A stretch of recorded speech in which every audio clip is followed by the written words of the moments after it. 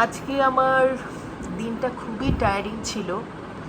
গতকাল রাতে আমি নাইট করে এসেছি এবং লিটারেলি আমি একদমই ঘুমাতে পারিনি। আমার কন্টিনিউ পেশেন্ট এসছে, পেশেন্ট খারাপ হয়ে যাচ্ছে, এগুলো নিয়ে মোটামুটি রাত 8টা থেকে পরদিন রাত 8টা পর্যন্ত আমি জেগেই ছিলাম।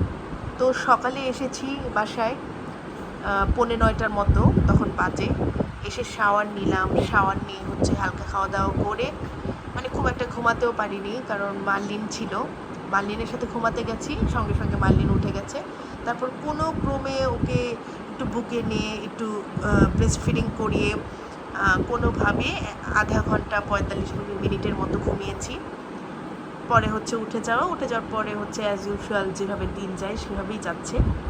তো এখন মার্লিনকে নিয়ে আম্মু আছে, আম্মু ওকে খাইয়ে দিচ্ছে, আমার আম্মু। আর আমি এখন রুমের অবস্থা এরকম, মার্লিন একটু এলোমেলো করে ফেলেছে, আমি সেগুলো এখন একটু গুছিয়ে নেব।